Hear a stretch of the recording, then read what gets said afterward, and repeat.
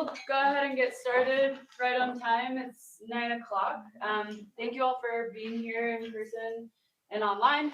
This is the Great Salt Lake Tech Team. In case you were confused, there's a lot of meetings that happen on Great Salt Lake, so I wanted to make sure that you're all in the right place. No surprises. So we'll just go ahead and start with a round of introductions.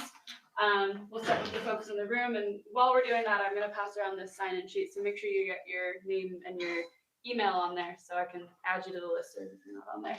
So I'll start. I'm Marisa Weinberg. I'm the Great Salt Lake Coordinator with the Division of Forestry, Fire, and State Lands. And so we'll just go around the table. Maybe we'll start with you, Jen. Go ahead. I'm Jennifer Beggs, Division of Forestry, Fire, and State Lands. Go ahead, Jeff. Joe Havasey, Compass Minerals. Wayne Wurzbaugh, Utah State University. Jack Ray, Utah Waterfowl Association. Craig Miller, Utah Division of Water Resources. Linda Freitas, Friends of Great Salt Lake. Elliot Technique, Utah Geological Survey. Andrew Rupp, Utah Geological Survey. Chris McGurl, U.S. Geological Survey. Amy Putman, U.S. Geological Survey. Let's go to you, Blake. Blake Beam, Water Rights. Leila Nabi, Water Resources. Daniel Aziz, Water Resources. Mahmoud Ubaid, I'm a PhD student from USU and doing my internship with the Water Resources. Christine Ramsey, USGS. Becca, go ahead. Becca Downer, Utah Geological Survey. We'll just go to you in the back. Allison Davis, Bill Brown, Friendship Cooperative. David O'Leary, U.S. Geological Survey. and Adele, the Nature Conservancy. Ryan Doherty, Cargill Salt. Keith Amber, Division of Forestry, Fire, and State Lands. Thank you. So it looks like online, I can go ahead and just read off some people for with time. So we've got Chris Klein, Chris Merritt, Craig's in the room, Jamie Butler, Jake Sarago, Jim Harris, Jaron Andrews, do you mind scrolling down? Krishna Khatri, Manjo Masan, Marion Karen, Mohammed, you're in the room. Nicole Fassard, Rob Dubuque, Rob Hartman, and Susan Zarkarizi. So thanks all for joining. So we'll start with some updates from our various Great Salt Lake bodies. First on the agenda is the Great Salt Lake Advisory Council. So most of you know that our next meeting is tomorrow, September 13th in Farmington. So just some updates from the council. At our last meeting, we voted to approve funding for 3 projects, and this is fiscal year 24. So those 3 projects were the Great Salt Lake Enhancement Projects Project, which we've been calling the Projects Project, which is essentially a list of projects that we need to address on Great Salt Lake. So folks with various sources of funding can refer to that list when they want to implement work on the lake. So that project is actually kicking off next week, and we're really excited to get that by the end of the year and share that list with you all. We also voted to fund KC Roots area and volumetric estimates of Great Salt Lake, which was a tech team proposal that was passed on to the advisory council and was funded through that body. And then lastly, the council voted to fund the maintenance funds for the HydroMapper website. So yay for more HydroMapper. We love that website. Thanks, Christine. So if you have any thoughts or ideas for advisory council related projects, typically those are broader projects on Great Salt Lake, whereas this body is more technical. Feel free to send them my way. We have a few, more funding for this fiscal year, and we want to make sure that we're utilizing all those funds for the advisory council. So please feel free to reach out to me or Don Leonard anytime. We'd love to hear your ideas. So moving on to the Great Salt Lake Salinity Advisory Committee. Unfortunately, Ben Starman is not here today, so I'll go ahead and give that update as best as I can. So as most of you know, and we reported on at our last tech team meeting, the Union Pacific Railroad Causeway berm was raised to 4192 feet this past February. The raising of the berm successfully captured flows from spring runoff, and the south arm elevation peaked this summer at 4194 feet. This also allowed for salinity levels to drop to a lower concentration in the south arm, which is much more viable for the ecosystem. The lowest recorded salinity in the south arm since the berm was raised was 124 grams per liter. And the USGS continues to monitor that salinity throughout the evaporation season. So additionally, water flows up at the berm, eroded the rockfill berm down a couple feet, so it's not actually sitting at 4192 anymore.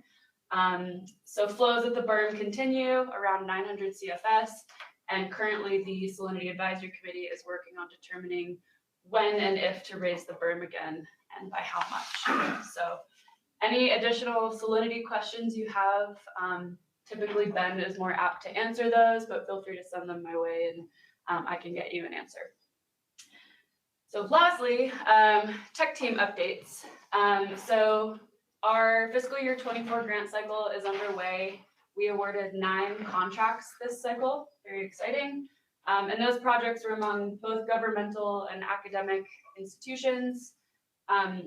Additionally, the folks working on these projects were notified of our permitting requirements, which is something that may have not been disseminated in the past.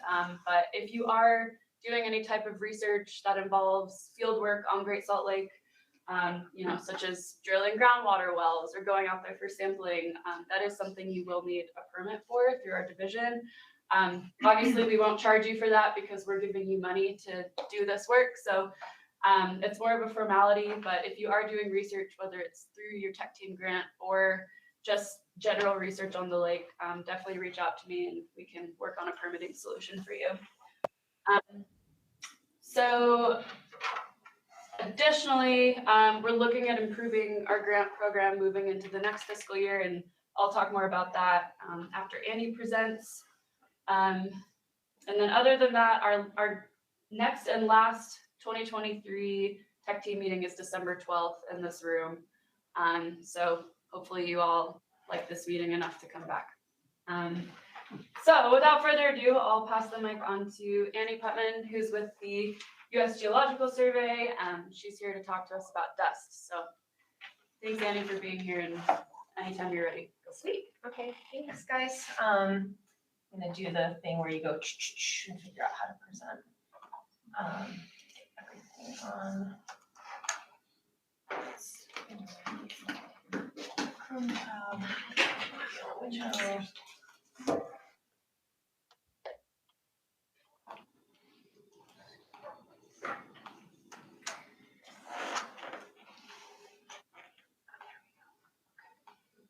Hi there. And so that you don't see my notes and I don't see my notes, let's go into presenter mode. So I really appreciate the chance to come and share what we've learned from this project. This was an FY23 funded project from the this pot of funds, the tech team pot of funds. The title of the project and of the talk today is Assessing Vulnerability of Northern Utah Communities to Dust from the Contaminated and Dynamic Great Salt Lake Playa. And this project wouldn't have been completed without support from Molly, who's here in the room, as well as some folks at our center, Morgan McDonald, Patrick Longley, who used to be at our center, Diego Fernandez at the U, Destry DeVesti, and Dan Jones. These folks were all critical to making this project happen. In this talk, I'm going to be giving you some results from this project. This is also available. I don't know if you've seen it, but it's available in a report. I sent it to Marisa, but if you would like to see it and you haven't seen it yet, I think you could get it from Marisa. You can get it from me. It's publicly available. All of the data that I'll be presenting today is also publicly available. Maui led up that effort. And I have the citation on the screen, but I'm happy to pass that to anybody because I know it's small and it would be hard to write down a DOI right now. But yeah, so all the data is publicly available through ScienceBase. So with that, we'll talk about this for the first part, and then for the second part, I'm going to go through a number of ideas that we put together for ongoing dust monitoring associated with Great Salt Lake. So let's talk about what we did and where we did it. That's unfortunately quite small for you guys, that map, but that's okay. So what we did is we collected dust samples, and the way we did that was using passive samplers. So the picture on the right, it looks like a bundt cake pan. It looks like it because it is a bundt cake pan, and it's got marbles in it. And this is really like an ingenious, very low cost way to collect a bunch of different dust samples. And the reason why we like to do something like this is when we're going to an area that hasn't had a ton of sampling in the past, we get a really good sense for the spatial structure of dust fluxes, of dust geochemistry, of other things in dust, while using something that doesn't cost a lot to put out and it doesn't require any power, it doesn't require any maintenance. You basically just set it out there. It can be out in the wind, in the storms, in everything. We put a bunch of bird spikes on it because birds do like to perch on there. So that's kind of why it looks a little bit like a UFO. So we set a bunch of these out. We set 18 of them out all across northern Utah. The study area was basically from Bountiful up to the Cache Valley and largely to the east side of the lake. We had one site on the west side of the lake. The reason why we chose to put our samplers in this area is because we really hadn't had much sampling. I mean, Greg Carling has done some and a few other folks have done some, but we haven't had anything to this spatial kind of density so far in this area, yet it's the area that is likely to be the most impacted by dust from Farmington Bay and dust from Bear River Bay. We know that most of the wind comes out of the south, and so these are areas that are more likely from a meteorological perspective to be vulnerable. So that's why we chose that area. We also took some surface sediment samples. So all the circles, the colored circles on that map that are hard to see, those are where we have dust samplers. Squares are where we took surface sediment samples. Some of those were on the Bonneville shoreline, some of them were from Playa, some of them were from agricultural areas as well. The reason why there's a bunch of different colors is because we categorize the different sites into different site types.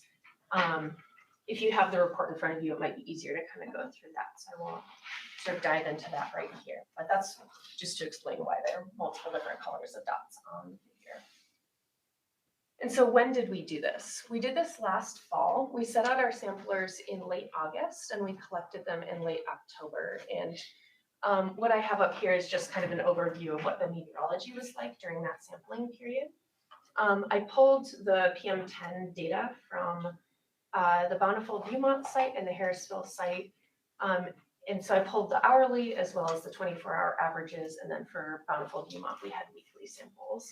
So you can see, while there were no official like big dust events that happened during our study period, there were certainly times when PM10 was elevated and sometimes quite elevated actually on an hourly basis. So potentially some evidence that there was some dust swirling around during our collection period. Pretty much all of the times where PM10 was elevated, wind was coming out of the south because wind was just generally coming out of the south during the period. We had a little bit of rain. It tended to be less like dusty or elevated PM10 when it was wet. This makes sense. Tended to be more likely to have elevated PM10 when it was windy, particularly during the sort of the late sort of quarter of the study period where we had 3 recorded windstorms. Those are in the NCEI database for storms. So elevated wind. So that's kind of our setting. Let's talk about some results. I'm going to let you look at that map and take a drink of water.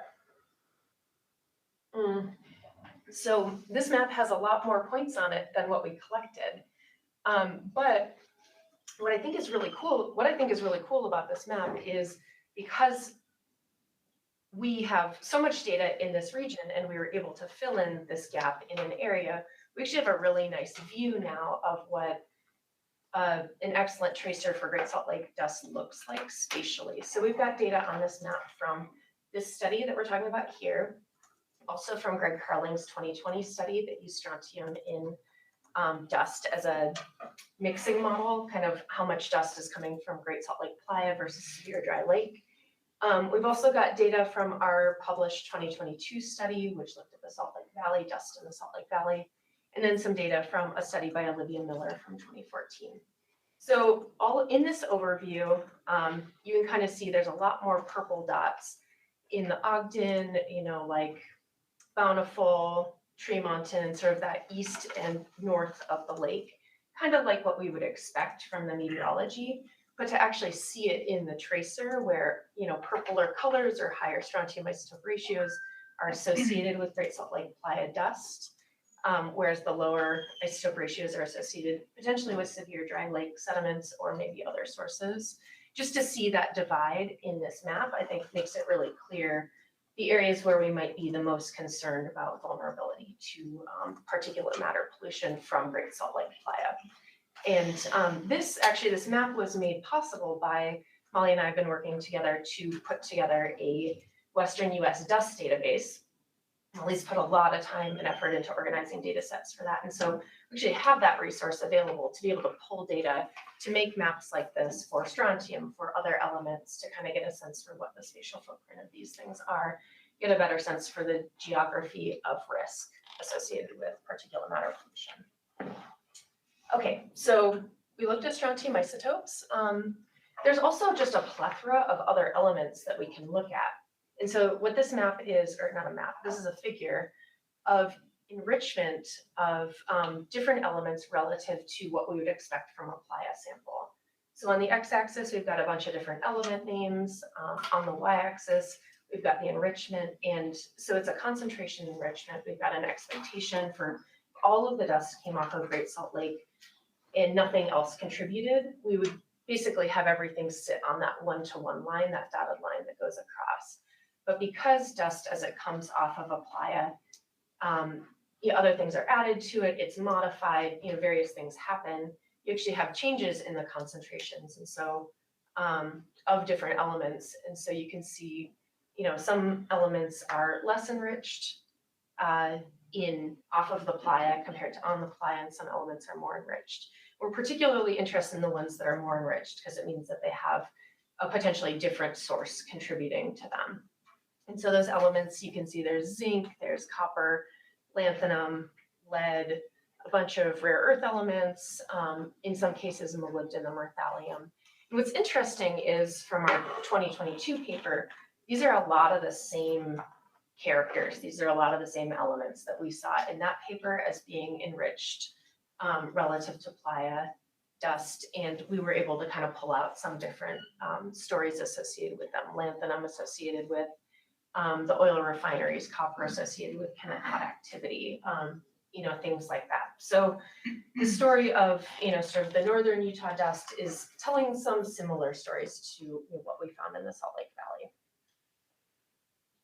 To kind of go a little bit deeper into this, how does dust evolve as it moves off of Great Salt Lake Playa and into the built environment? We looked at a 3-number transect from a site that's on Farmington Bay. It's co-located with Kevin Perry's, all of his instrumentation that's out there, through the Great Salt Lake Preserve, run by the Nature Conservancy, managed by the Nature Conservancy, and to Syracuse City Hall. We had a sampler sitting right on top of Syracuse City Hall there. And so as you move from Playa to Syracuse City Hall, we saw a number of changes. One of the most notable ones was we collected a lot less mass at Syracuse City Hall than we did on the Playa. This makes sense. We actually didn't see a huge change in the strontium isotope ratio. It declined a bit, somewhat lower strontium isotope ratios at Syracuse City Hall relative to on the Playa, but really not a ton. It wasn't precipitous, which means that some of this Farmington Bay dust is definitely getting to Syracuse, a good bit of it, in fact.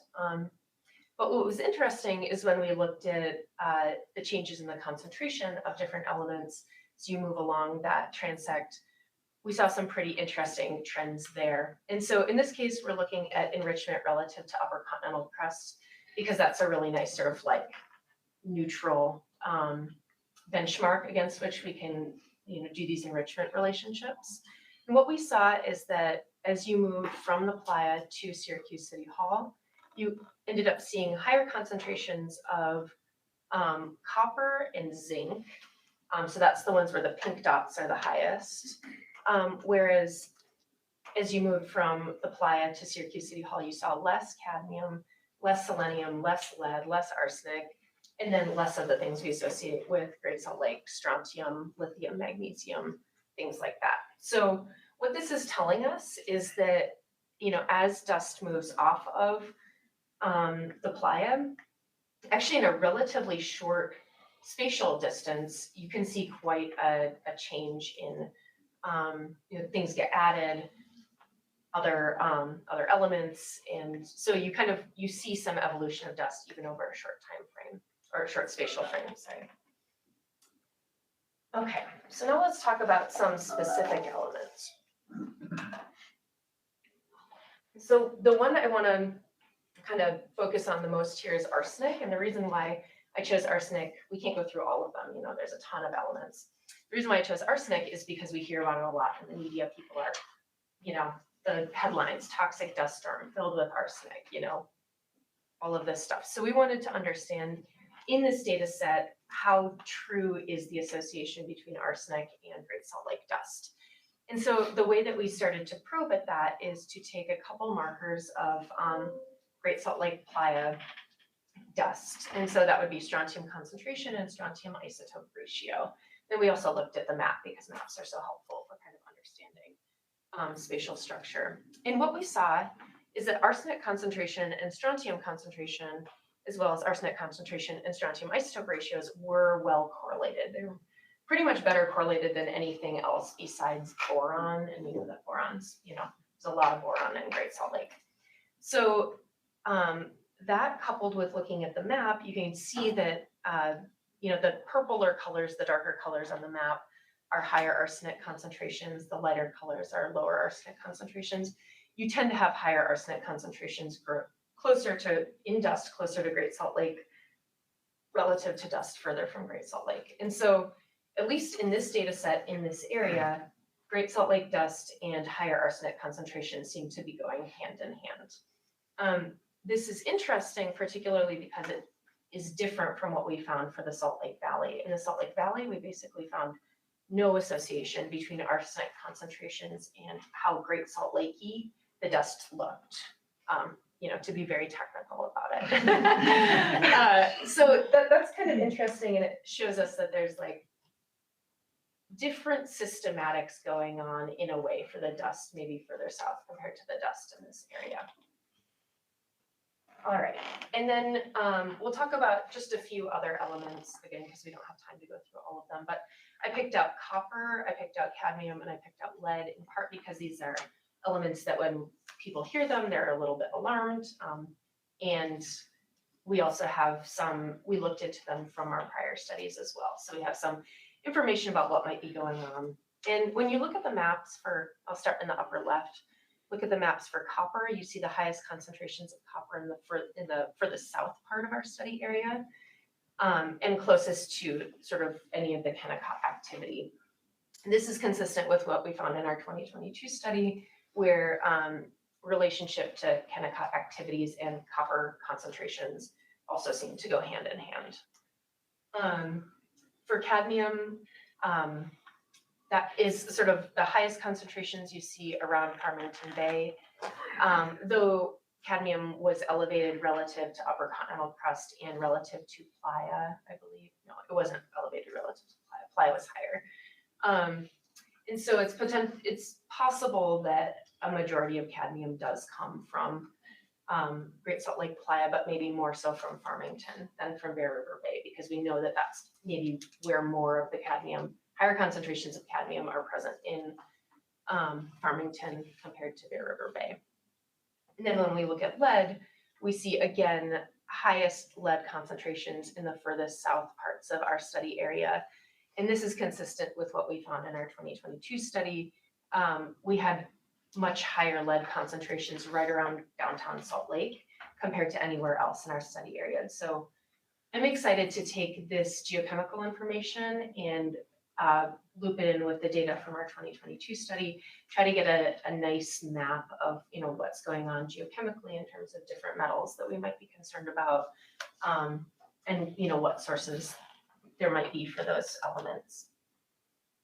Okay, so that concludes my overview of our study. And so I'll move now into our ideas for future work. And how are we doing on time? Just want to make sure. Keep on. Good to folks as far as your attention spans go. Okay, so this section of the talk will be about tractable approaches for Great Salt Lake dust monitoring. And these, this is sort of like a menu of different proposals. This came out of, you help me remember the name of the meeting.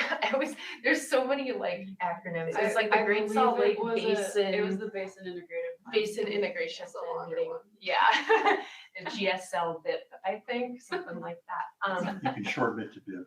BIP, okay, I'll call it BIP. Thank you.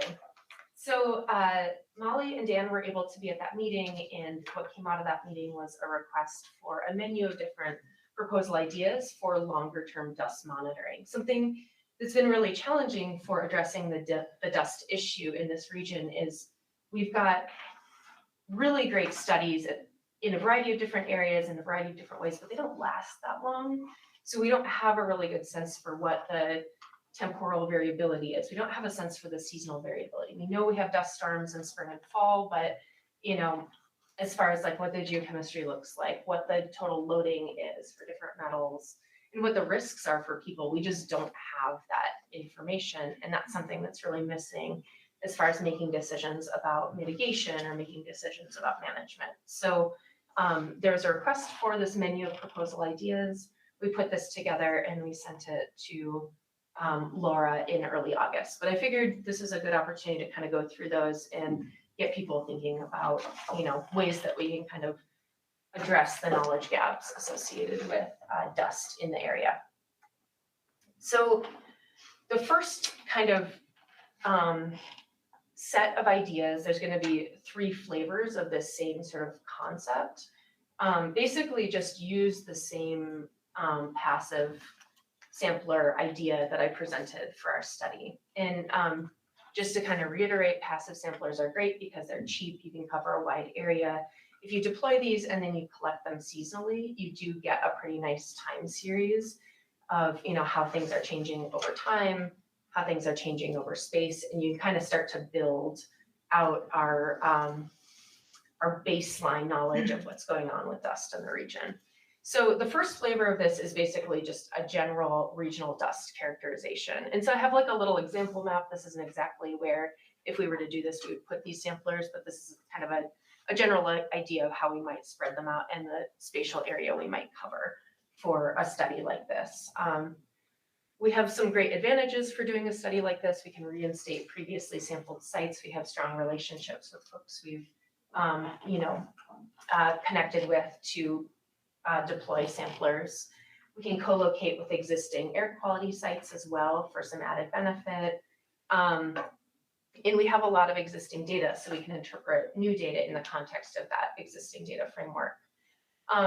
As far as outcomes, this would provide an improved understanding of dust spatial and temporal variability in the Wasatch Front metro region.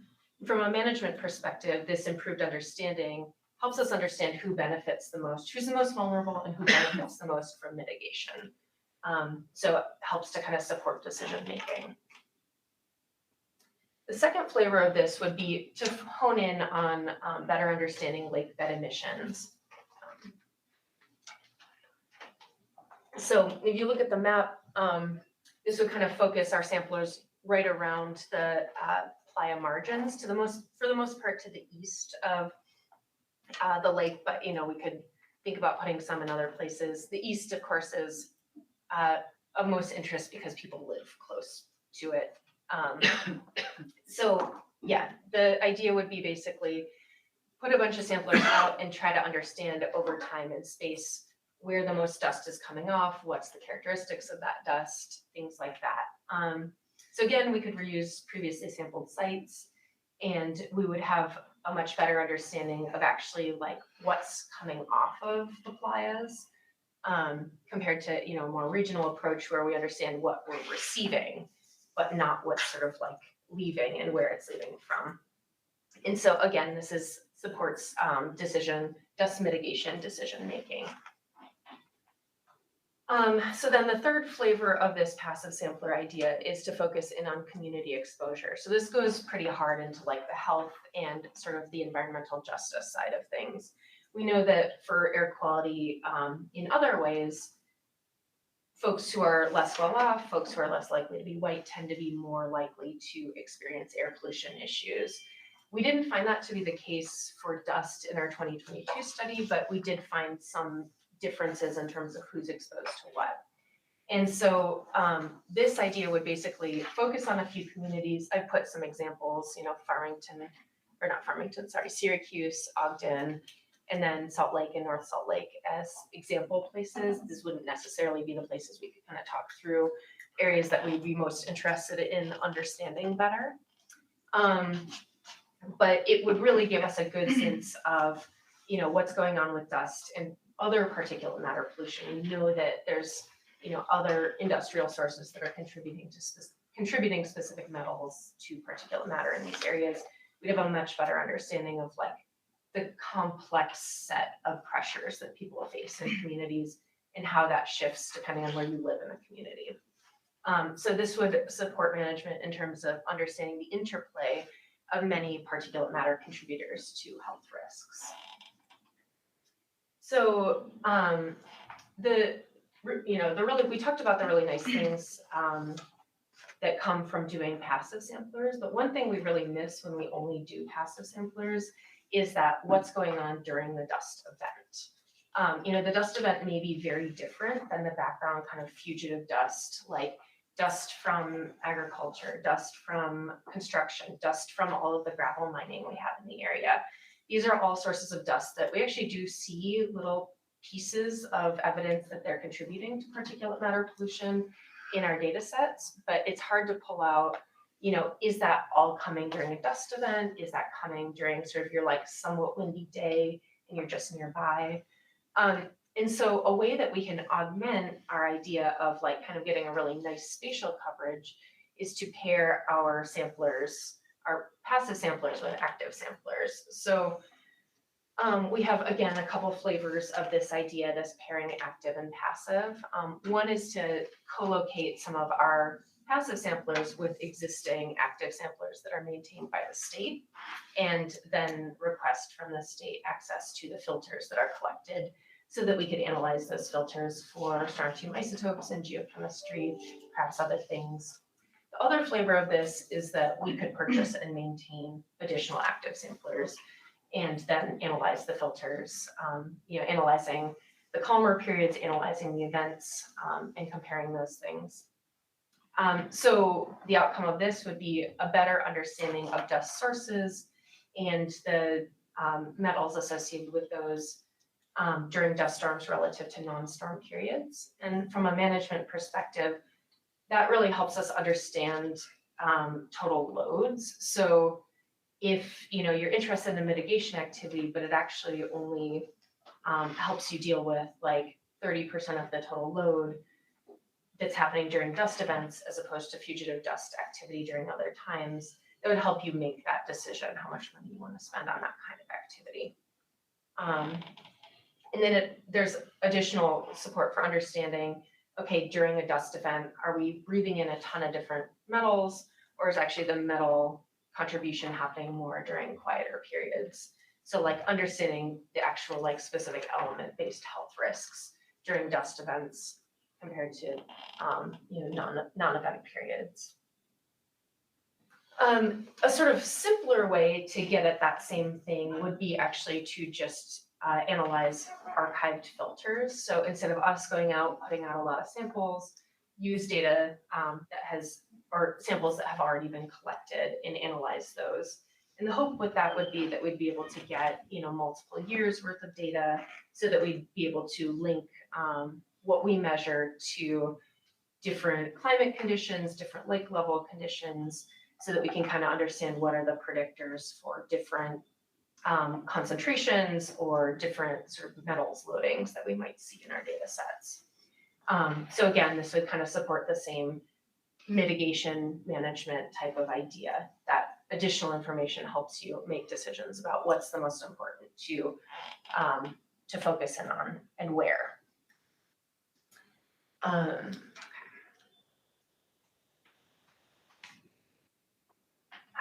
Getting dry mouth, a lot of talking. So we also had some ideas that were associated with existing data. It's great to go out and collect data, but we also have a rich set of existing data in the region. And so the map that I showed before, I think really exemplifies this nicely. Various folks in the region have collected dust data in various different ways. And this is a treasure trove from a meta-analytic perspective. So one idea that we put forth was basically to synthesize existing Great Salt Lake dust work.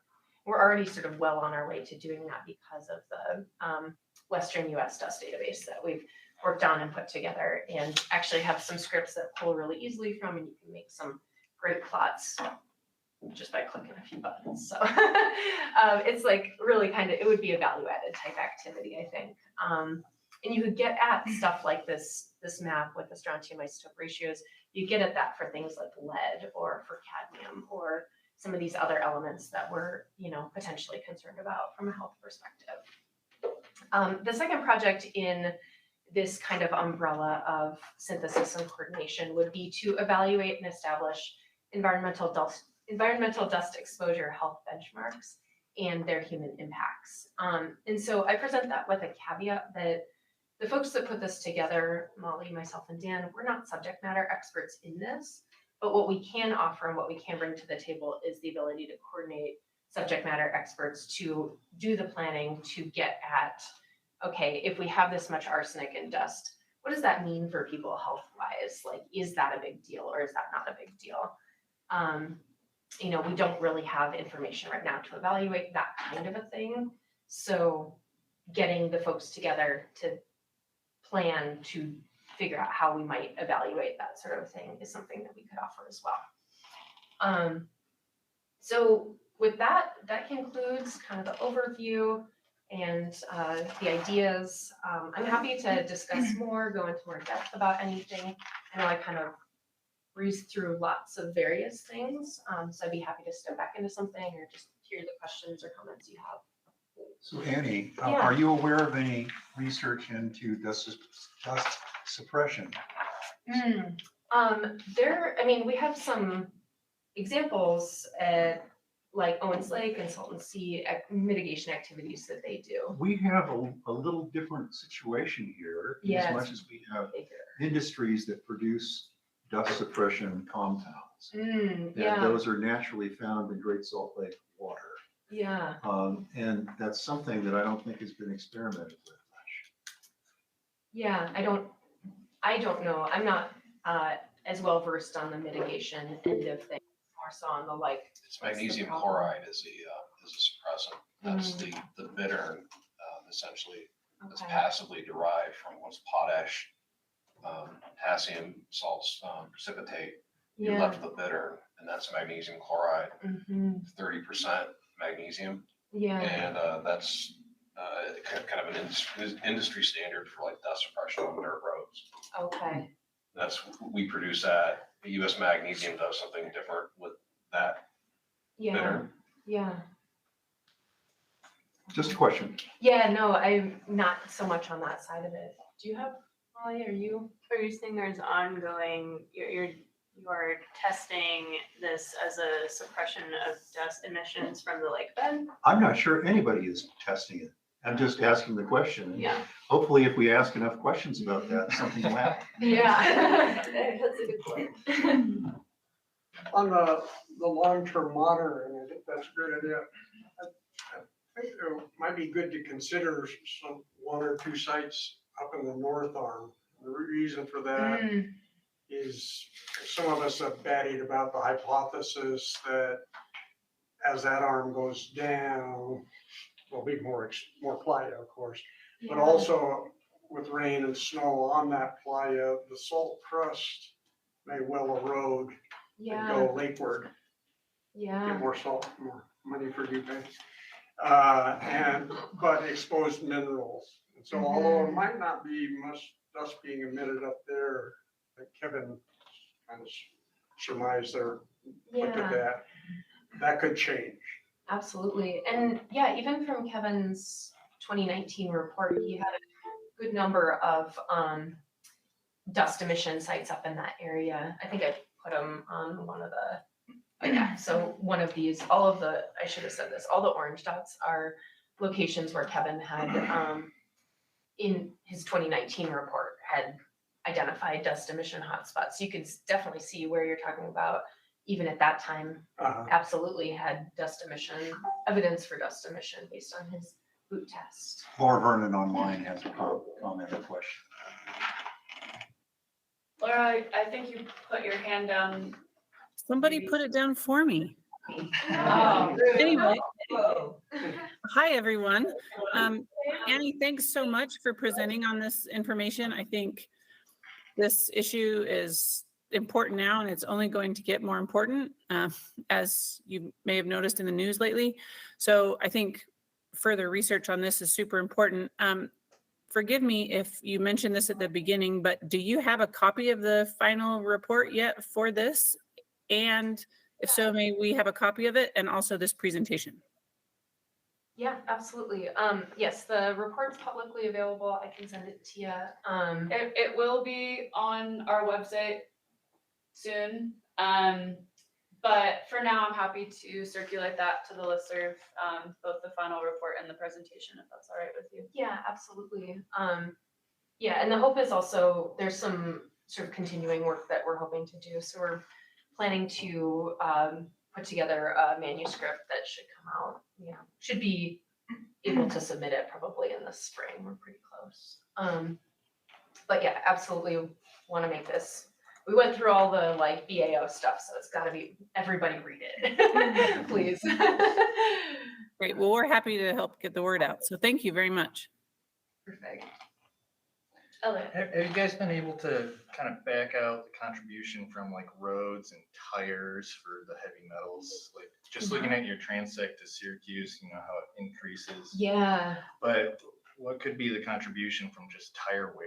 And I think that's, especially for cadmium, I think that's like a pretty reasonable hypothesis. And the challenge with that is, stuff that's like a point source, you can see it in the map really nicely. It's like, okay, stuff's a lot higher in this area compared to other places, but something diffuse like tire wear. yeah, there's more roads now, there's more cars. So I'm just Yeah. curious. No, I think, and that's been something that was reported on, I think, internally in the survey as far as like waterways, cadmium from tire wear and waterways fairly recently. So it's something that's absolutely on our minds. I haven't devised a really slick way to back it out yet. And it might be interesting with the active sampling during calmer days, if right, if cadmium goes up a lot, Yeah. you're like, okay, is this kind of a road dust mixture? Is this Yeah. like a tire wear sort of mixture? I wonder if there's some sort of optical, if you go through and you look at your dust, you can see, okay, some of this is like mineral dust, some of this is like, plastics or like, right. Other like rubber or something like that. I don't have a lot of experience in that, but that seems to me to be another line of evidence that you could use if you really wanted to hone in on like that source of particulate matter. Yeah. One other geologic question, has anybody done strontium isotopes on the bedrock around the Great Salt Lake? So, as a point source of the dust in comparison of like, because I noticed more radiogenic or higher ratios to the north where you have more basalt, which would be more radiogenic. So one thing we did do, we haven't taken any like bedrock samples, but we did sample some Bonneville shoreline as well, and specifically looking at like different differentiating by color, basically. So like, is it red? Is it kind of that grayish? Is it the whiter sort of like shoreline? And certainly did see different strontium isotope ratios associated with those. And in particular, actually, I'm trying to decide if I should show the mixing model or not, but there's like some of the reddest sediments that are similar to the gravel mine sediments that are around North Salt Lake have really low strontium isotope ratios, whereas the whiter Bonneville shoreline sediments have higher strontium isotope ratios. So it's like the simple mixing model idea of like, okay, we've got a playa here, we've got a playa there. It's a little bit more complicated because you're exactly right. We've got a lot of different sources that have a lot of different strontium isotope ratios that fall kind of in between. So if you make the assumption, okay, this is either local or it's Great Salt Lake, you get a really different answer than if you assume, okay, it's Sphere Dry Playa versus Great Salt Lake Playa, as far as how much comes from Great Salt Lake. So that's something we're still working through, and I'm hoping to use a mixing model approach with a variety of different background assumptions to get bounds on what the contributions might be. Yeah. Okay. Yeah. Cool. Hi. Hi. And great job. Oh, thank you. Really really interesting stuff. My name's Willie Lanier. Willie, nice to meet you. I'm with the Department of Health and Human Services. Mm. And we're interested in doing a study associating everything like the lake with health outcomes. So maybe looking at lake levels and amount of exposed playa dust and PM10 in the air. Yeah. And health outcomes. So like How many people are going to the hospital? emergency department visits for asthma or, you know, cardiovascular outcomes. Yeah. In the ED data or in the healthcare facilities data, things like that. So we would be very interested, and we could look at social determinants of health. Yeah. And geographically, neighborhood-wise, or what we call small area, sort of sub zip code level.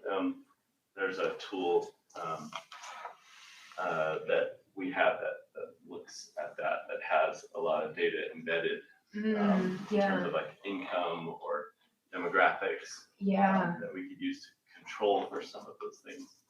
So we'd be very interested in talking with you and DEQ and, you know, other people in this space to try to see if there's data already that we could kind of link all together and look at those potential associations. Yeah. Or if it sounds like you're thinking about the next step and different flavors as you presented. Yeah. Could we, if there's not data already, could we set up such a study looking at all those?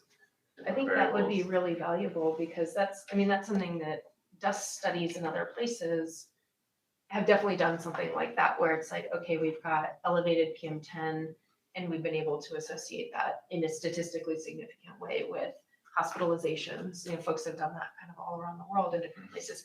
We haven't done that here, and we haven't done that in the context of, you know, the fluctuation in water level, the fluctuation in climate. You know, in a wetter year, you kind of get less dust. And so, you know, in a drier year, maybe it's dustier, like, you know, kind of understanding all of the complex elements at play. Absolutely would be interested in talking more about that.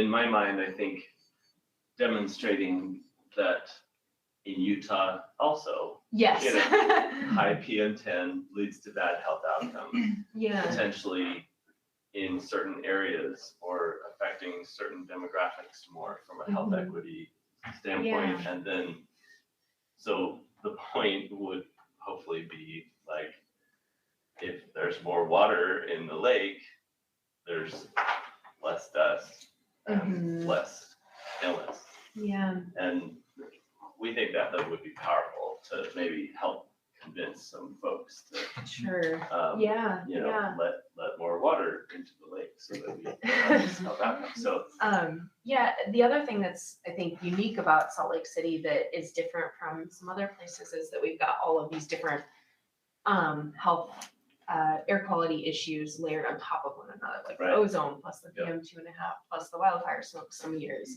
plus the dust. So it's like if you've got folks that are, you know, carrying the quadruple burden compared to, you know, other folks who might be carrying a double burden, like how does that change things? That could be really, I agree, absolutely. Okay. Thanks, Annie. We have time for Anne's question, and then all the rest of your questions, if you wouldn't mind taking those offline with Annie. Anne, go ahead. Yeah, I really appreciate the suite of different ideas that we can do more. Do you feel that you have the optimal amount of sampling, or would you like to double it or triple it or whatever? As far as, do you feel it's a good representation, or do you feel like maybe we could do more? I think particularly with respect to active sampling, something we could do more for sure with active sampling. The challenge with dust is, you know, when you see PM2.5, it kind of is a haze all over. It's like there's spatial variability, but there's not quite as much spatial variability, and we've got so many sensors. So if you go to Purple Air, the Purple Air website, you can see a really nice footprint.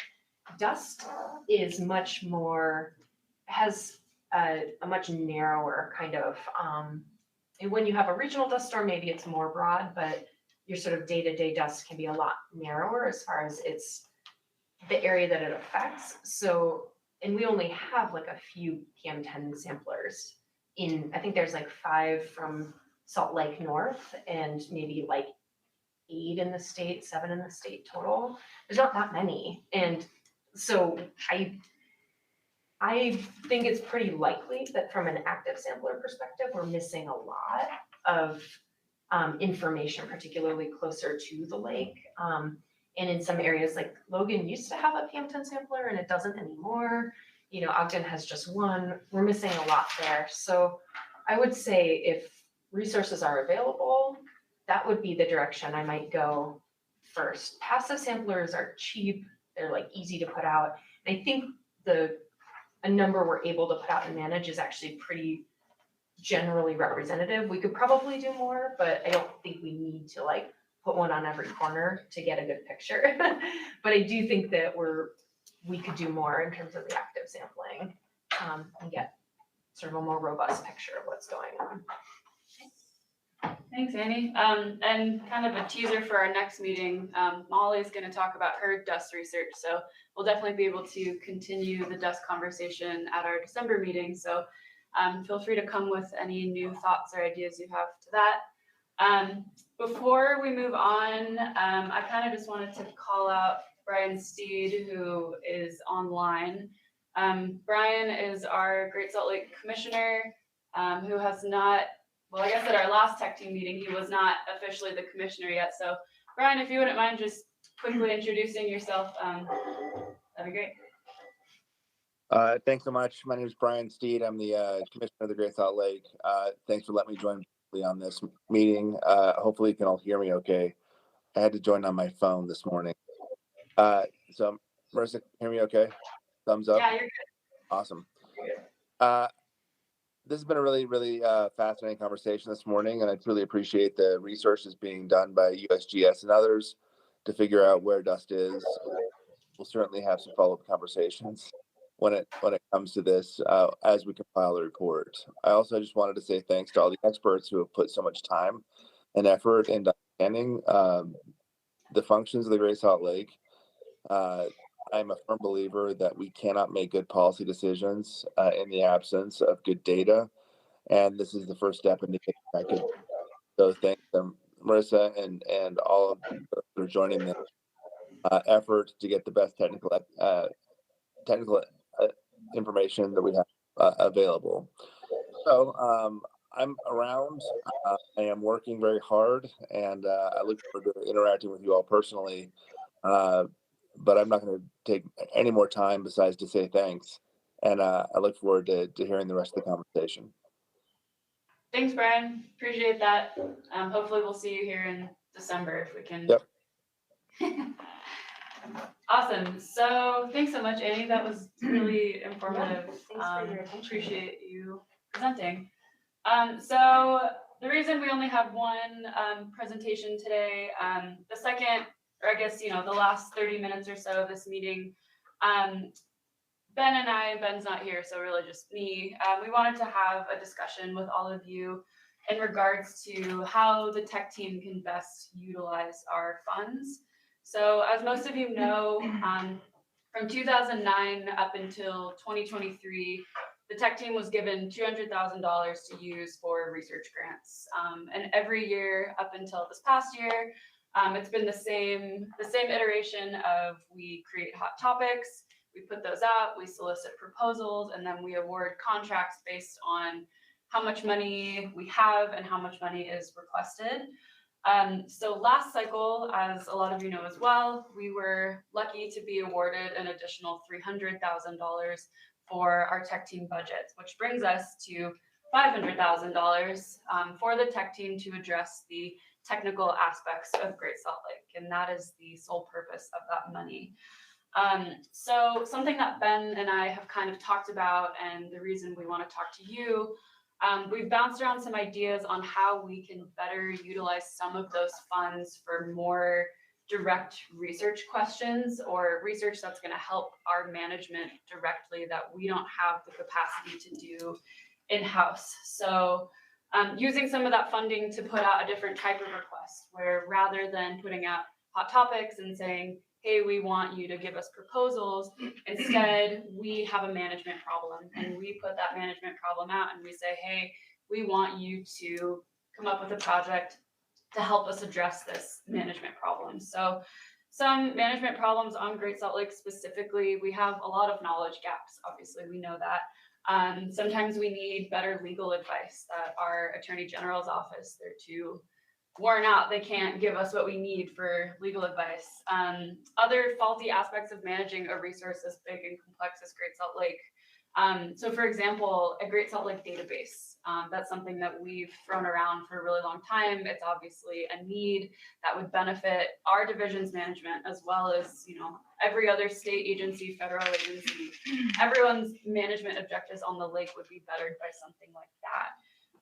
So that being said, you know, we're still going to stick to the same hot topics proposals iteration. We're still going to award those research grants every year, but we have this extra money now, and we are sort of looking for ideas that you guys might have, where, you know, there are management problems or there are bigger projects like a Great Salt Lake database that we could address with this money. And I might add, like, this is all an evolving process. Nothing is set in stone. This is just a discussion, and it's really important to us to get all of your opinions and thoughts before, you know, we go forth with anything. So I kind of just wanted to open up the floor to any ideas or thoughts. You know, this is a discussion, you know, and like I said, you know, it's evolving. We appreciate your patience as we're figuring out the best way to utilize this money. We all care about the lake very deeply, and we want to see it thrive. And so we want to work together to make that better. So looks like Chris was first to raise her hand. Chris, go ahead. I just had a question on the additional funding. Is that going to be an ongoing thing, or was that just kind of a drop-in gift for this year? Or no, it's ongoing. So we'll have 500,000 every year in perpetuity. So this year we obviously used all of that 500 to fund research grants.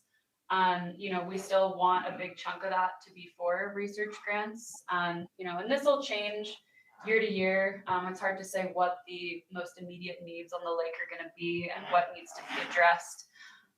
But something we did look at in our award cycle this year was we chose proposals that were most necessary on the lake right now to address these knowledge gaps and these research needs. And so kind of integrating management into that, you know, obviously, like, novel research on Great Salt Lake is so important, and our past 10 plus years of research grants have been so invaluable to our understanding on the lake and implementing management. But we acknowledge that there are other management problems that may not be addressed through how our cycle has been in the past 10 or so years. And so, you know, you guys are experts. Like, we definitely value all of your opinions, and, you know, whether you have an idea now or you think about it overnight and you email me tomorrow, you know, regardless, we kind of just wanted to start the thought process and get the ball rolling on different ideas y'all might have on this funding. So hopefully that helps, Chris. Wayne, go ahead. One thought I've had more regarding the hot topics that kind of fits in with the discussion here is that, you know, when we have hot topics, all of us mostly, you know, sitting around the table say, oh, I have expertise in cyanotoxins, and I think that should be a hot topic. And, you know, or my colleagues at USU, oh, they want to do this. And that's good in that we know the lake well, and, you know, most of those are viable things. But I've always thought if we could get some outside consultant from somebody who's worked on Mono Lake or Broad Lake Errol Sea or something, a better way to get us thinking out of the box. And we're all sitting in this box right here that we're in right now. And so I think that's something to be considered. I'm not sure how that gets implemented, how you get somebody up to speed enough for Mono Lake or whatever that they do make good contributions, but getting outside participation. Yeah, would no, help. that's a great thought, Wayne. That's a perfect kind of idea that, we're kind of looking for here. Anne, go ahead. I kind of along what Wayne was saying, I'm wondering if we're strategic. I think, I do think that the hot topics that come up, right, that we are reactive, but I think possibly we could be more proactive if we had a better, broader kind of thought process of really, what really do we need? And again, I don't want to do a study to do a study type of thing. But sometimes you need it. But are we being as strategic as we possibly could? Do we need a bigger vision of what we might look at? Yeah, definitely. No, it's important for effective utilization of our time and our funds. It's important. And I think a lot of these ideas would, tie into what Brian's working on with his plan for the lake. Will tie into our enhanced project that we're working on. A lot of these ideas are going to come over time. But thinking about this now and getting your brains rolling. Heidi. Thanks. I think this is such a great opportunity, and the fact that yes, it's really great to think outside of the box. I'm just wondering, along those lines, your division has its set jurisdiction, right? But a lot of what many of us are working to protect are the habitat associated with the shoreline of the lake and the problems that come along with encroaching human development. And is there a way that you can reach outside of, your jurisdictional? Yeah, no, level? that's a really important question, Heidi. These management problems that I have mentioned do not necessarily need to fall under what our division, within our sideboards. If there's some type of like dust monitoring structures that would benefit the management of dust on the lake and help, inform different remediation activities, that's something that would definitely fall into this category. It's that funding that we can use for management for the lake that's going to help our division, but also everyone else in the community, outside of our sideboards, which I know are quite strict. Keith. This is to Anne's point. I liked the idea of being more strategic, but I'm wondering what that would look like. So is it a few workshopping sessions that are facilitated, or is it a survey that goes out so we get broader input versus just, we're just sitting around the table hashing out some hot topics? Maybe there's more concrete ideas around that. I've got a couple of thoughts, I guess, in response to both the strategic idea and the ecosystem idea. For strategic, when I think of strategic, I think of, you have a goal in mind and you go after it. Don't just do a bunch of different things, see where they end up.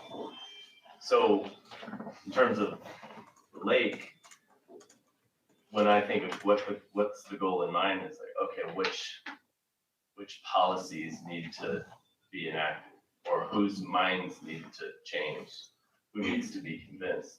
And from the perspective of this group, then I would ask the question, in order to get there, what data needs to be generated? And only some people are going to be convinced with data, right? There's only a subset of policies that you might be able to get in place through data. Others are going to be convinced through stories or constituents or anecdotes or some events like that. But there would be, and that's maybe not the purview of this group, right? But this purview of this group is the data. and like the technical stuff. So if there's a goal that this group could come up with in mind to say like, oh, we think this should happen. Then we walk back from that and say, okay, in order to get there, what are the data that need to be generated or the studies that need to be done in order for that to happen? That's what I think of when you say strategic.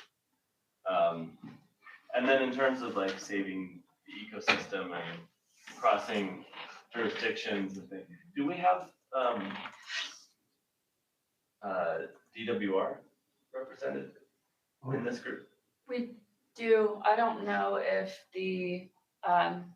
if they're present today, but yes, our tech team member list is also available on our website, and all the different agencies are represented. Okay, great. I just wanted to make sure. I work a lot with Ginger Stout, the state wildlife veterinarian in DWR. And I know she has colleagues that are like kind of work closer to the lake, but maybe there's studies and data, that can also connect in the wildlife. I agree. I think they feed into each other. I mean, the data we are collecting and have collected, in Great Salt Lake's history is gonna, feed into these management issues we have, and, how to use that money to then implement, solutions to help with that management. That's gonna help us then collect more data, and then it's kind of a feedback. So, it's important that we're doing both. But in the history of the tech team, we haven't necessarily funded any of the management side of it. Technical management solutions that will help us help each other. So, it's pretty broad, and definitely a lot of these ideas that have been thrown around so far are really helpful. So, not to say you have to have the golden ticket today, but yeah, looks like Sarah has a thought. Yeah, I have a quick question just to think about the scope. Is this 1 year funding just like the hot topics, or would this maybe be multiple years to address kind of bigger analyses or data collections? It's a great question. So it could be flexible. So much like when you apply for a tech team grant, there is that option to apply for a second year of funding. This would work similarly. I mean, it really depends on the nature of the project and how long it's going to take and the type of funding that's going to be necessary, and whether it's better for us to fund it in one go or whether we do it incrementally. It's really going to depend on what the project is and how urgent it is, and so kind of a case by case basis. But we do have that flexibility to kind of take whatever it is and make it work with our finance structure. So hopefully that answers the question. I saw David's hand first. Sorry, Lynn. Okay. Kind of returning to Keith and Ann's point too, reminding folks that there's the USGS Saline Lakes Integrated Water Availability Assessment. It is asking many of those same questions in terms of strategy, what should we do? And it's its own unique thing. It has focused on these ecosystems, bird habitats, but it does cross over many of those. And so I think we're doing our best to coordinate, and I just would remind folks that that's something to continue to lean on in terms of there's been a lot of stakeholder engagement. Continue to share what we've learned as part of that process, especially where they dovetail well. And at the same time, the Saline Lakes IWAS is looking to leverage ongoing work on Great Salt Lake to further what it's doing. Yeah, so it is definitely. Yeah, there's a lot of folks with money that have the power to implement projects. Hence the enhancement project, which is going to literally be a list. So if you have money and you're like, I want to help, you can just go look at the list and say that one, cool. But where this funding is concerned with the tech team and the technical aspects of Great Salt Lake, where those ideas might apply to this body, like, yeah, bring them on. We definitely want to know what's out there. So, Lynn? Yeah, so I would also recommend reviewing the December 2020 report in response to Representative Tim Hawk's House Concurrent Resolution 10. That report actually provided a suite of ways in which the Great Salt Lake conversation could be extended and effectively incorporated into the future of the lake and certainly its decline. So I think those issues and recommendations that were a part of that report would be a great opportunity to review that, to see what those touchstones of thoughts were. Yeah, that's a great point. Thank you. Lynn, I was looking at him. Yeah, these are all really, really great thoughts and ideas. Anyone else in the room? Anyone else online? Keith? There was discussion of just simple data acquisition, keeping some chunk of it for if everyone agrees to, like, here's some data gaps like the bathymetry LiDAR. Is that still? Yeah, I mean, if this applies to very specific data gaps as well, as Keith mentioned. So, if we need to know more specifically about how human development on the East Shore is affecting shorebirds, like if that's like a very specific data gap, like that would definitely apply as well. It's certainly through the typical grant cycle where our hot topics are at this point pretty broad, looking at how, we can help the Great Salt Lake ecosystem, that would also fit into there. So there are multiple ways we can address those data gaps, but yeah, if there is something burning like LiDAR and bathymetry or, et cetera, definitely bring those to the table as well. Laura? Yeah, I just wanted to let folks know about the Great Salt Lake Basin Integrated Plan that was mentioned earlier, but we are conducting a gap analysis for the Great Salt Lake, identifying what projects are out there and should be prioritized. And so this group would be welcome to that list. We have the draft work plan coming out in mid-November. In December. So I don't know if this group would be interested, but I'd be happy to share some of that information at the next meeting if there's space on the agenda. But this project is looking at the data gaps that are out there. So I don't know, maybe those would be projects that this group would be interested in funding as we're moving forward with the implementation of the Great Salt Lake Basin Integrated Plan. Yeah, definitely, Laura. That's another really good potential avenue for integration, where we can use this money to help other projects, Exactly. Yep. Yeah.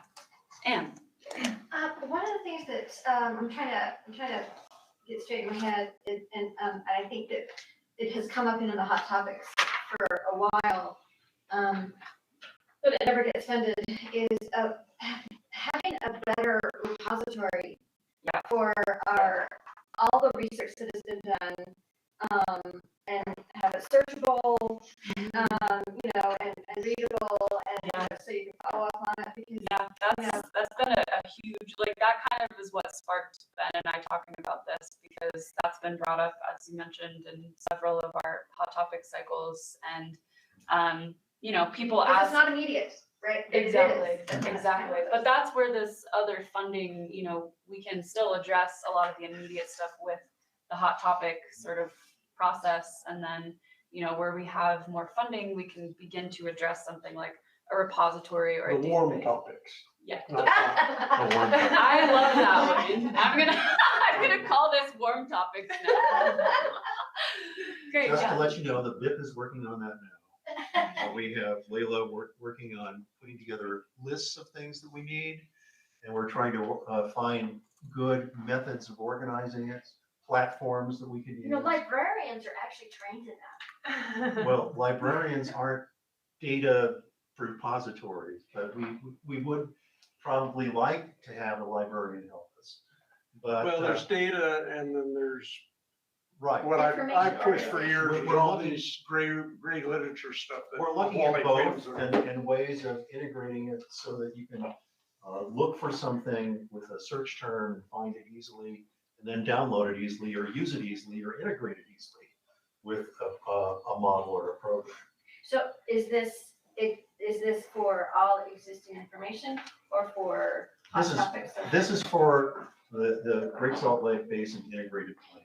So anything that helps us analyze that Great Salt Lake Basin and how it affects the Great Salt Lake is what we're interested in. And we'd like to gather all that data so that we can use it easily. Yeah, and maybe that's another way that the BIP and the tech team can work together, where you guys are collecting a lot of this information, and maybe we could use some of our money to then like take that and create like a physical database where, you know, any member of the public can go in and just research or type in dust, and then articles come up, data comes up. You know, it's kind of both the data repository as well as gray literature, you know, kind of capturing all the information, you know, you could possibly need to find on Great Salt Lake. That's important, you know, having a centralized location that we could put on all of our websites and refer people to when they're looking for just generic information on a single topic. So one of the things that I don't want to happen, because I feel like this particular thing that the integrated study is really important and that you're doing it, but I don't necessarily think that may include all the research that has been done. Right? There could be some weird breakoff point that they don't think is gonna be helpful for management. You know, I can't think of anything, but I just don't, that's one of the things that we wanna be clear that we basically need a centralization of information, and so we need to be able to share that the boundaries of whatever one group is doing might not be the complete. So that just needs to be really clear when we're doing those types of things, because that we never have one size fits all for everything, right? And so we just need, that's why we need the integration. Yeah, but we're taking a bite at it. That I so appreciate that. I think that's so exciting. Yeah, I mean, I envision that all these different streams are gonna feed into, you know, one lake. Thanks. And you know, that one final destination is kind of gonna be like that central repository of everything that, you know, doesn't adhere to any, you know, jurisdictional lines or anything. It's just gonna be that one spot where you can go and find information on the lake. So that's the ultimate goal. You know, we've talked about it for a long time, and so, you know, we totally hear you, and we understand it's something that needs to happen. But at the same time, Marisa, what we're doing might not be totally publicly available because some people have data that they don't want to give. Totally, yeah, and that's, you know, when we get into the nitty gritty of how we're going to develop that, and you know, what is public and what isn't public, like we can kind of address the sensitivities.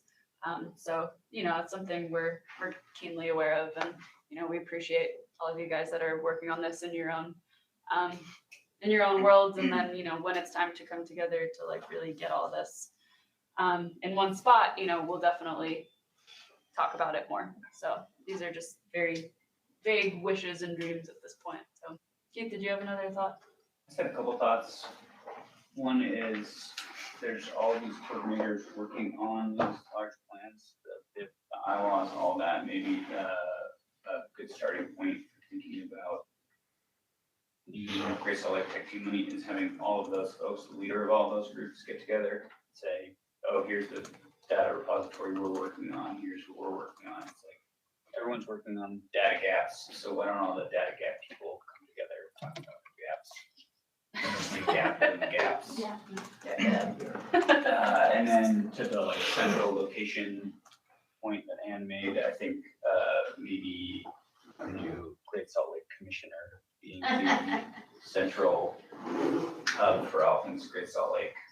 Yeah, well, I think you know, that thing, the actual repository would need to be hosted by the commissioner's office. You know, that's something we can address when it comes down to actually building it. And but yeah, that's a great point. Like Dino this. has a Great Salt Lake website that's new and kind of small. Yeah. Ryan. Yeah, and I agree. We can certainly housing that repository when that. You kind of cut up a little bit there, but what I gathered is you love the repository and you're so excited to have it. That's exactly what I was saying. Thank you. Cool. Did you have any other thoughts, Brian, while you're No. here? No, this is good. I just keep listening. Thanks. Awesome. Great, thank you. Yes, David. Just while we're talking about the data repository, that's a struggle, USGS, our mandate, our data are supposed to be publicly available for everybody to use, fully peer reviewed, and it's a struggle. There is a group at USGS that's doing something similar for the Colorado River Basin, it's called the Assist Project. They're working with Esri. Part of it is, as humans, we organize our thoughts and data in a sense spatially. That's kind of what we've evolved to do. And some of this is as opposed to just these queryable databases, but this kind of map. And this is where Esri gets involved with our GIS. So that's something I encourage folks on the basin integration plan to reach out to me and talk about that a little more, maybe lessons learned, put you in touch with what that group is doing. Because that is a real struggle. And again, we have our publications warehouse and things that are supposed to be publicly available, but oftentimes it can be hard to get the data. So. Yeah, nothing we do is seemingly novel. It's been done in another way, shape, or form somewhere else. And so we definitely heavily rely on folks that have done it before that can lend us a hand and say, do this, don't do this. So yeah, that's a really good point, David. Thanks. Wayne? Yeah, going back to the getting outside points of view and stuff, mentioning the Colorado River, my neighbor is Jack Schmidt, who's heavily involved in the Colorado River issues, so I think about it a little more normal. But it seemed like a lot of things we're starting to talk about in terms of water management to get more water to the lake. The Colorado River watershed people have been grappling with and probably have a 10-year head start or a good head start on us. So getting that sort of outside input, and it wouldn't have to be just Colorado River, but other groups that grapple with the same issues, certainly Salton Sea and. Yeah, no, heard Wayne, that's definitely important. I like the idea of looking at someone that we can literally pay to come sit here and tell us, try this, don't do this. Like, I think that's a really valuable thought and something I definitely want to bring up to Ben. Yeah, Andy. I just wanted to tack on to Dave's point about another resource that I've seen through the survey is actually something that was developed as a proposal to the Salinity Control Forum. They have a really similar issue. They've funded a lot of projects, kind of a large spatial area, and so a couple of folks out of the Colorado Water Science Center put together a proposal and actually a little pilot of sort of a story map type of thing. Basically it's like a map, has some little polygons. Okay, there's a study associated with this, there's data associated with this. And they've gone through the whole process over a couple of years iterating on it. And they have that sort of pilot set up. So I think there's maybe a connection that could be made there. Like, what did you do? What worked, what didn't work, that could be kind of easily adaptable for the same sort of, you guys are facing the same sort of issue. The other point I would put is, I don't know if you guys are thinking about this, but I would love to see DOIs associated with publications. That makes tracking publications or, the gray literature that you guys are compiling a lot easier to find, easier to cite, things like that. And minting DOIs is. What associate? I missed a word or two. So kind of going to the big repository idea, all of the gray matter literature that's associated with reports to the state, they don't have DOIs associated with them, but that's a really important way in terms of tracking literature and tracking information. So if there's a way to find the capacity to mint DOIs, that's really kind of important for just making sure that information is categorized and available in perpetuity. This is something that I'm involved with, another totally different water isotope database and isotopes in bones and stuff like that type database, and they're working on figuring out how to mint DOIs for data sets that get put into that. So it's. Can you tell the group what DOI is? Digital object identifier. Sorry, that's the little the little link that you can go to that will universally find a data set or like a manuscript or something like that. So every publication nowadays has this digital object identifier associated with it. It's unique, and it will live in perpetuity on the internet. So it makes finding information a lot easier. You know where it's going to live for forever. Our librarian's been like heavily involved with making sure all of our articles and reference data sets are DOI. Perfect. And Great. Yeah. sometimes you do really need a librarian to You just do. find it and Yeah. set it up. Okay. Fantastic. Just It seems like Lynn is a librarian. But so. I'm retired. But in the name of time, we've only got about 5 minutes left. I really appreciate this discussion and all of your great ideas. Very excited to kind of dive into this more and continue the conversation. So, that said, like if you wake up tomorrow and you have another brilliant idea, you all have my email and my phone number, I think. If not, I'm happy to give it to you. But yeah, keep on funneling these ideas to us. We want to see what we can do to sort of make these more of a reality. So really appreciate this discussion.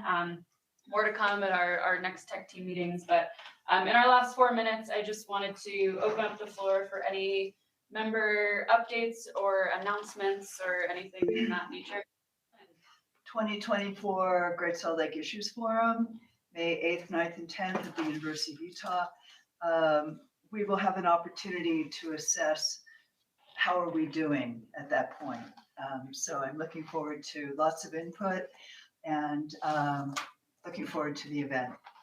Likewise. Thank you, Lynn. Thank you. Wayne? On a broader scale, the 15th International Conference on Salt Lake Research, sponsored by the International Society for Salt Lake Research, is going to be in Antalya, Turkey, November 4th through 8th. Are you gonna pay for us all to go? Or? No problem. Okay, cool. I'm looking for some of that money Never been to Turkey. I'd love to go.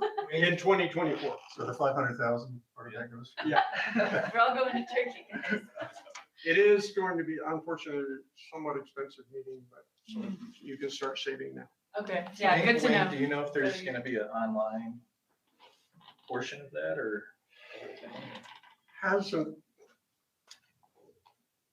Hasn't been discussed, but it should be, and I'm somewhat involved in that, so I'll bring that up.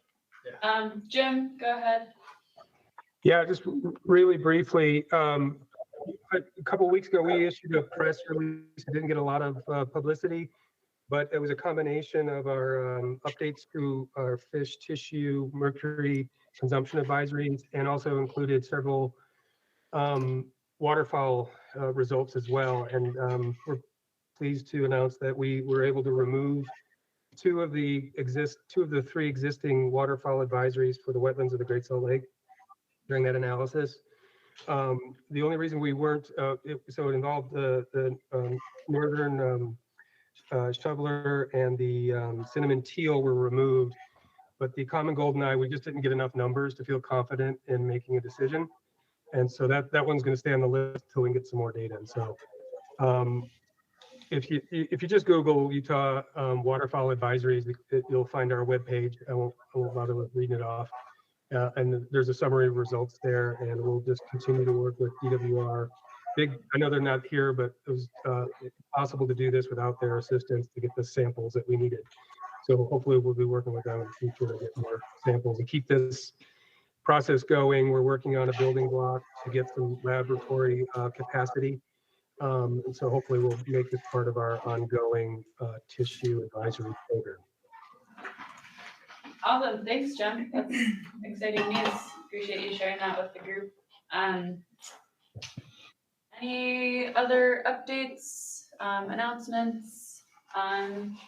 Great. So like I said, our next meeting is December 12th in this room, same time, 9 to 10:30. We've got a packed agenda for then, so looking forward to more good discussions. As always, if you have questions for me or concerns, come hunt me down. I'm happy to help. And yeah, thanks so much for coming out. Really appreciate you all being here and all of your brains for contributing to this. We couldn't do it without you. So thanks again and have a great rest of your Tuesday and see most of you tomorrow. Right. Right. Awesome.